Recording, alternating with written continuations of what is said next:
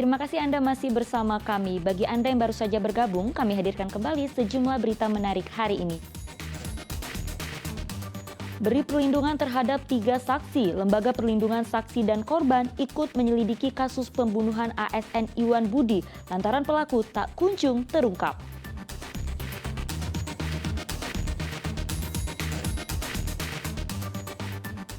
Berantas peredaran narkoba, sejumlah tempat hiburan malam di Kota Semarang dirazia.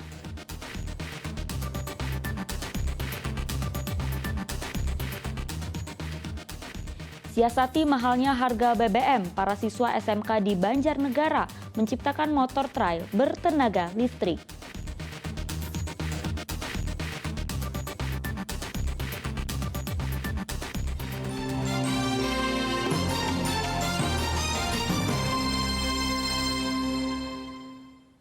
Akibat diterjang angin kencang, belasan rumah dan sebuah gudang di Desa Genito, Kabupaten Magelang, porak-poranda.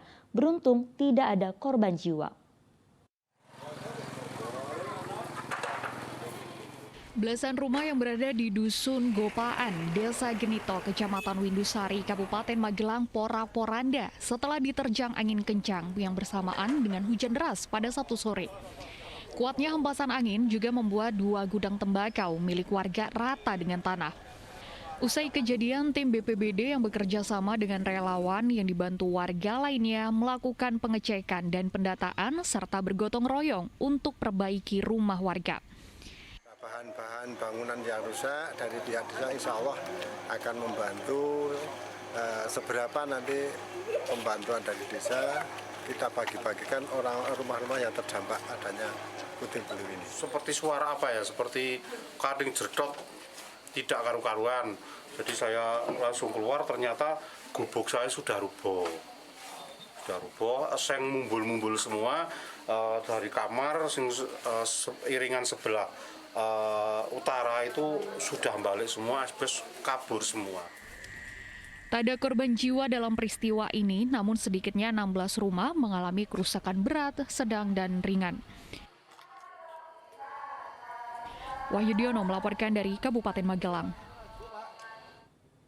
Sementara itu, sebuah rumah di Kabupaten Blora ludes terbakar Minggu siang. Kebakaran ini turut menghanguskan sejumlah sepeda motor. Dalam waktu singkat, api membakar seluruh bangunan rumah milik Suli di Kelurahan Kauman, Kabupaten Blora. Api meluluh lantakan bangunan dengan cepat hingga menghanguskan sejumlah sepeda motor dan berkas penting. Diduga kebakaran dipicu karena kelalaian pemilik rumah yang lupa mematikan kompor saat keluar rumah. 2 unit mobil pemadam kebakaran dikerahkan untuk memadamkan api. Sekitar setengah jam, petugas berhasil memadamkan api.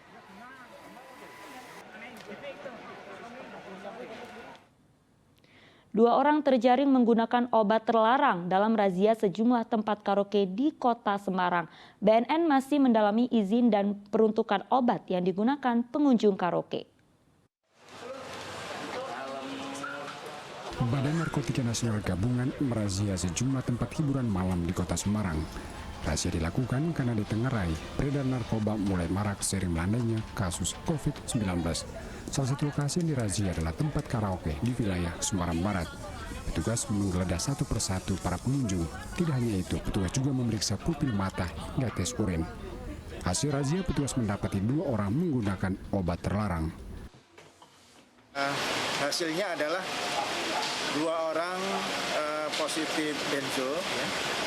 Setelah didalami, ternyata yang 1 orang ini ada resep dari dokter karena ada penyakit tertentu, dan 1 lagi ini sedang kita dalami dan akan kita lakukan asesmen di kantor untuk mengetahui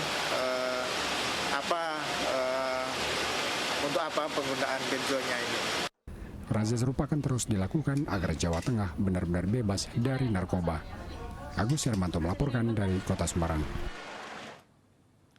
Ratusan kepala desa di Kabupaten Batang berunjuk rasa memprotes wartawan atau media abal-abal serta LSM karena sering meminta uang secara paksa kepada para kades. Sekitar 200 kepala desa se-Kabupaten Batang membentang berbagai sambuk berisi kecaman terhadap aksi pemerasan yang dilakukan oleh wartawan atau media abal-abal serta LSM. Unjuk rasa menjadi puncak kekesalan para kades karena kerap dimintai uang oleh wartawan atau media abal-abal serta LSM. Modus yang dilakukan biasanya para wartawan abal-abal berkeliling dari desa ke desa untuk meminta uang kepada kepala desa. Mereka mengancam kades akan membongkar korupsi yang ada di desa. Para kades mendeklarasikan perlawanan terhadap para wartawan atau LSM abal-abal karena meresahkan. Para kades selanjutnya akan mendatangi Polres dan kantor Bupati Barang untuk minta perlindungan. Akhir-akhir ini marak. Meresahkan berarti Pak? Meresahkan. Dan kalau boleh saya jujur, saya hari ini baru mendengar ada beberapa kades yang juga bisa membuktikan bahwa oknum wartawan jurnal patroli, Mas Zainal, itu tidak hanya terjadi kejadian itu di Karanganom. Ada beberapa kades di wilayah kabupaten, kecamatan Kandeman yang sudah juga sama, ada witansi segala itu. Minta uang Minta. Informasi lainnya, Dinas Perhubungan Provinsi Jawa Tengah meminta para pengusaha ataupun perorangan untuk menormalisasi kendaraan agar tidak kelebihan muatan. Pasalnya kelebihan muatan menjadi salah satu penyebab kecelakaan truk tertinggi. Sejumlah perusahaan dan bengkel di wilayah Kabupaten Brebes, Kabupaten dan Kota Tegal, Jumat sore dikunjungi Kepala Bidang Lalu Lintas dan Jalan Dinas Perhubungan Provinsi Jawa Tengah, Eri Derimardianto, bersama jajarannya melakukan pengawasan dan pemantauan normalisasi truk odol. Pengawasan odol atau over dimension overloading adalah pengawasan pada muatan yang melebihi kapasitas kendaraan pada kendaraan angkutan muatan seperti truk. Kementerian Pekerjaan Umum dan Perumahan Rakyat serta Korlantas Polri telah mentargetkan Indonesia bebas odol pada Januari 2023. Bahkan target tersebut sebelumnya sudah mundur dari ketetapan, yakni pada tahun 2021. Dari hasil pantauan di lapangan, terdapat beberapa perusahaan atau perseorangan yang masih meminta toleransi pengunduran batas waktu normalisasi kendaraan over dimension and overloading karena menyangkut kurangnya biaya. Warga diharapkan sadar akan bahaya yang ditimbulkan oleh kendaraan angkutan yang kelebihan muatan dan melakukan normalisasi truk atas inisiasi mereka. Kemarin juga ada program normalisasi, kemudian ada program barangkali mungkin di Jembatan Timbang ya yang dikelola BPTB menurunkan muatan, toleransinya dan sebagainya.